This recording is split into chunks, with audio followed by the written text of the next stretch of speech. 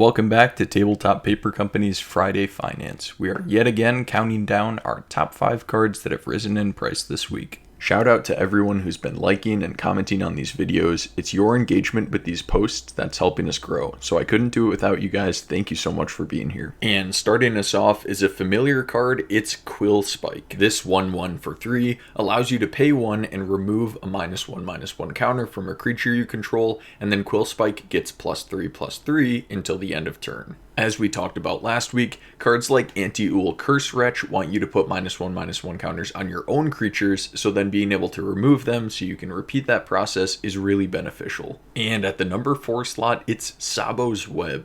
When this 2-drop artifact comes into play, you draw a card, and lands with an activated ability that doesn't produce mana don't untap during their controller's untap steps. Before this card just recently spiked, I thought it was a really underutilized card in Commander, but now it's found massive success in Pre-Modern. Its static ability allows you to stop players from untapping lands like Maze of Ith or Rishadan Port, which are both really powerful lands in Pre-Modern.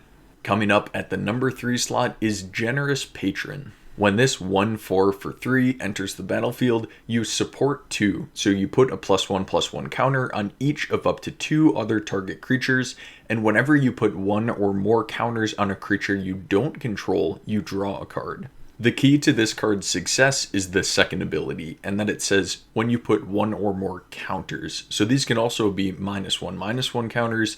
So of course Anti-Ool Curse Wretch, but the card that I think is even cooler to use with this is Reaper King No More. We haven't talked about Reaper King No More on this channel yet, so if you haven't seen it, when it enters the battlefield, you put a -1/-1 counter on each of up to 2 target creatures, and then this super cool ability, whenever a creature an opponent controls with a -1/-1 counter on it unalives, you may put that card onto the battlefield under your control. You can only do that once each turn. So Generous Patron is going to get you a ton of value when you keep putting -1/-1 counters on your opponent's creatures with the goal of unaliving them so that they'll return to the battlefield under your control. And coming in at the number 2 slot, it's Agent Frank Horrigan. This massive 8/6 for 7 has Trample, and Agent Frank Horrigan has Indestructible as long as it attacked this turn.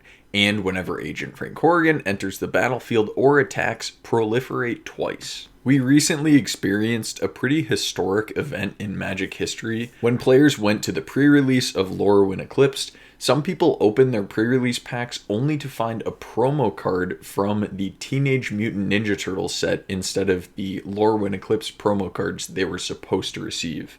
Now, Wizards did put out a statement that said this was a mistake and that store owners should let players play with them if they open them, but should replace the cards if possible. Now, if you think this was really intentional as a way to advertise for this set, or if it really was a mistake, either way, mutant cards are going up in price because Mutant, Ninja, and Turtle Tribal all appears to be a part of the upcoming set. And on top of that, we just got a new Fallout Secret Lair announced that aligns with characters from the Fallout TV show.